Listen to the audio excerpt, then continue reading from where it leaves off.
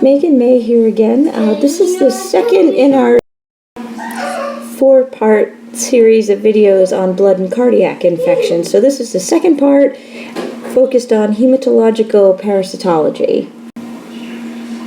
So here's the same outline we had a moment ago.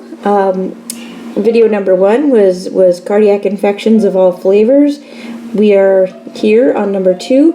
I want to put a caveat on this in that I haven't included, with one possible exception, lymphatic parasitology, such as schistosomiasis. We've already covered that when we talked about parasitology in general. I really wanted to point it out for 2 specific reasons. One of the key defining features of schistosomiasis, which hopefully you all might remember, is hematuria, seeing blood in the urine.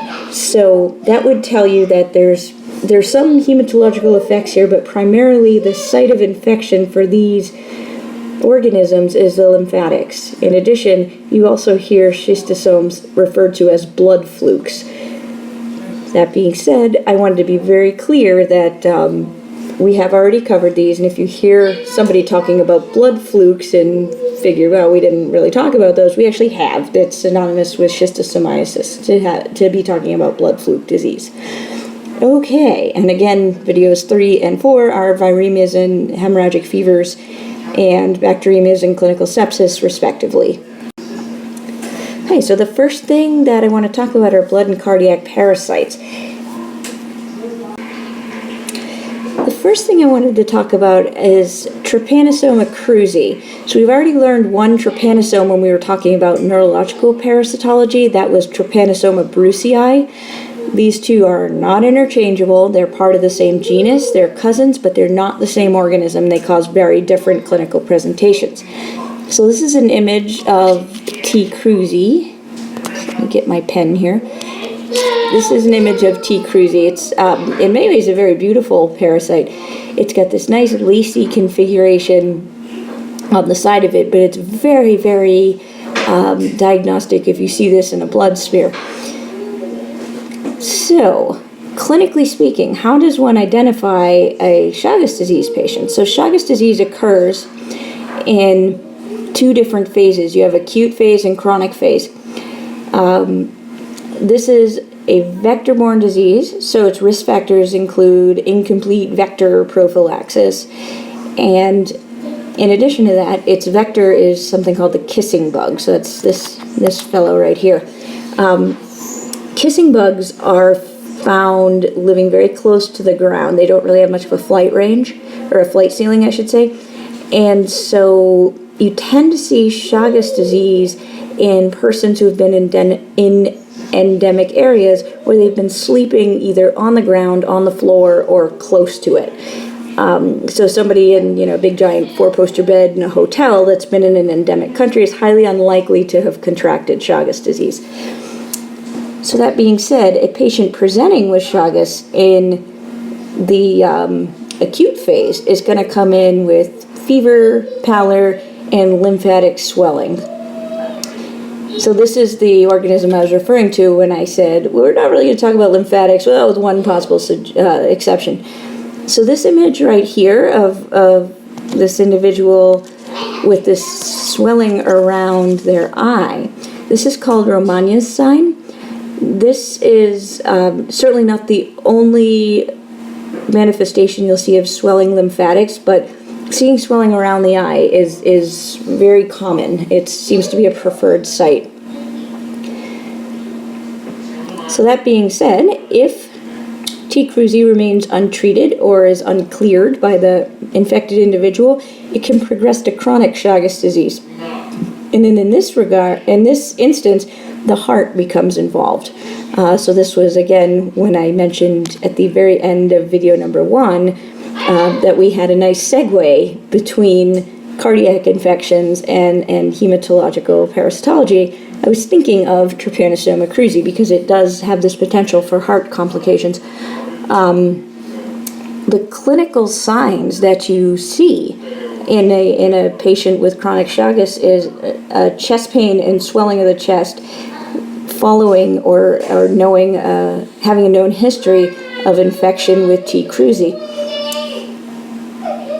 One important point in diagnosing this infection empirically is that this organism and its vector are endemic in South and Central America.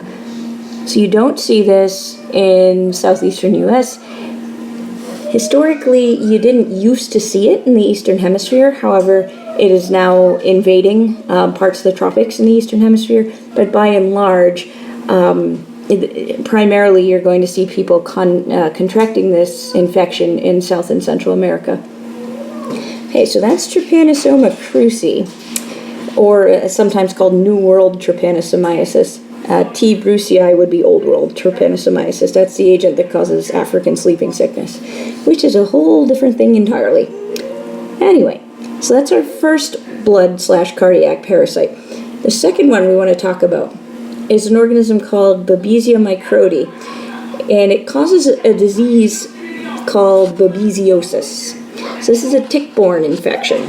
So anybody that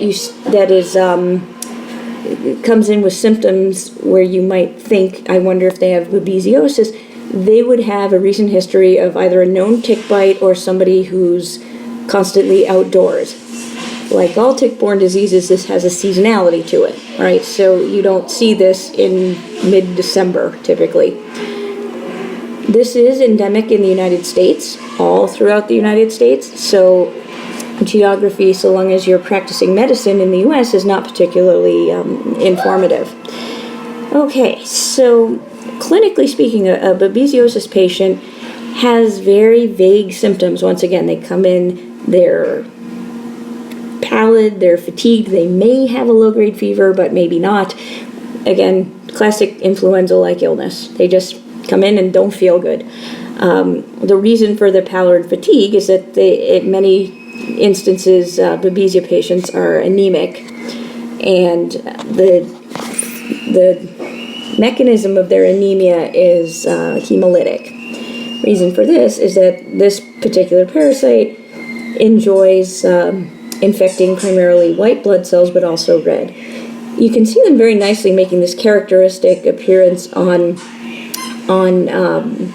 blood smears, where they make this type of shape here. This is called a Maltese cross, and it's something that is frequently featured on the board exam, both human and veterinary, by the way. So if you see that image on a board exam question, the answer is babesiosis, I promise. In addition to that, most patients respond beautifully well to treatment and they recover fully. However, there's high potential to see complications in splenectomized patients. So that's somebody you really want to worry about. And if you have patients that you have to do a splenectomy on for whatever reason, making sure that they're very vigilant about vector control for not only for Babesia but for numerous infectious agents is critical.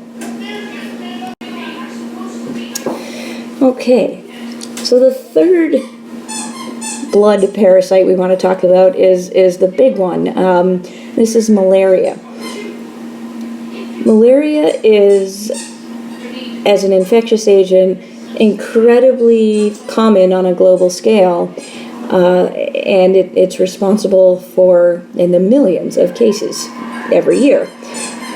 When people talk about the big three for targeted infectious diseases in the world, they are talking about HIV, TB, and malaria. So this is an incredibly impactful disease. So on this map here, you can see we have highlighted all the places where malaria transmission happens in either parts of a country or throughout the entire country. So when you draw these lines like this and kind of highlight where you find it, you can see this runs like a belt right across the tropics. Okay, so malaria is a vector-borne disease and it's spread by the mosquito Anopheles gambiae. The good news there is that Anopheles gambiae is a pretty, as far as these things go, a pretty easy vector to control. it hasn't got an enormous flight radius. It doesn't have a very high flight ceiling. So some of these countries here where you see spots of yellow where it doesn't look like transmission occurs everywhere, a lot of that has to do with elevation. So if you get to a high enough elevation, you stop needing vector prophylaxis. When I was in Africa, when I was in parts of it that had high enough elevation, you didn't actually have to take malaria prophylaxis, which is good because, as we discussed in Block 1, antimalarials are not always very pleasant to take. Signs and symptoms of malaria are very characteristic. You have patients that oscillate between high fever and chills. Also in there you have nausea and vomiting and terrible sweating and bad headache. But the real slam dunk that you're looking at a malaria patient is fever, chills, fever, chills, fever, chills, like a sine curve. That's called paroxysm. And it has a lot to do with the disease cycle. So if you look over here for a moment, and you've seen this diagram before when we were talking about antimalarial drugs several weeks ago. Upon infection, you have the injection of what's called sporozoites. This is the infective form. It's not the pathological form. Remember that idea of what's infectious versus what's pathogenic. What's infectious in terms of malaria are sporozoites. These guys circulate through and they infect the liver. They form a complex in here called a schizont or a schizont, however you prefer to pronounce it. During some process of life, usually during some kind of immunosuppressed state, and that can be as simple as weather-related, or it can be related to malnutrition, or whatever else. After some trigger, that schizont, which is keeping these parasites sequestered in the liver, is going to rupture and release them into the bloodstream. The released form are fundamentally quite different and morphologically quite different, and these are now called merozoites. These are the guys that come out and infect red blood cells. Okay, when these red blood cells are infected, and when these merozoites are circulating in the bloodstream, that's when you have clinical malaria. So down here, you have malaria. Up here, this is all subclinical. The paroxysms, the cycling between fever, chills, has to do with this little circle right here. When you have this initial burst of plasmodia come out into the bloodstream, this is a high fever point right here. As these infect red blood cells and go into and begin replicating and feeding, and eventually they lyse the red blood cells, you have here chills. When this happens and you have a lysis, you have fever again.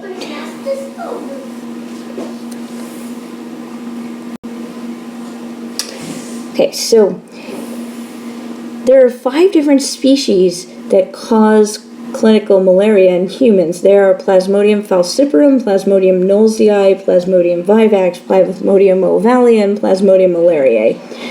Okay, so we've already met one of these before, Plasmodium falciparum, and we met it when we were discussing neuroparasite, and that is because Plasmodium falciparum has a tendency and an ability to invade the central nervous system. As we mentioned a couple of months back, when that happens, that is a very, very serious clinical situation. You could imagine the inflammatory responses that happen during parasitemia are quite intense, and if that happens in your brain, that is not a good situation. Okay, so Plasmodium falciparum is again the most pathogenic of these 5 species, and it has this potential for complication. The other 2 of these guys that I think it's important to point out are P. ovale and P. vivax. These guys have high potential for recrudescing malaria. When the schizons bust out of the liver, they don't all break open. So you end up with this reservoir staying in the liver. And so a person can have recrudescing malaria throughout their life. A good way to remember this is the little phrase, "It's not over," for O and B. Okay, so some of these guys look a little bit different when they're in the bloodstream. Specifically, there are a couple of diagnostic markers that I think are really important to be familiar with. P. vivax and P. ovale have this tendency to, while they're creating ring forms, which are these guys right here, they make these little dots in the cytoplasm that you can see very clearly on H&E stains. These are called Schuffner's dots. And it's only, again, vivax and ovale that make these. So it's a good way to tell them apart from P. malariae and P. falciparum. The other diagnostic marker that's key is P. falciparum makes what's called double ring forms. So again, mentioned this right here is what a ring form looks like. Falciparum makes these doubles where you can see there's 2 dots instead of 1. Easy way to remember these, to me they look exactly like headphones. Like, perfect example right there. So if you see a red blood cell on a blood smear or on a board exam question and you see something that looks like headphones, you are looking at a P. falciparum infection.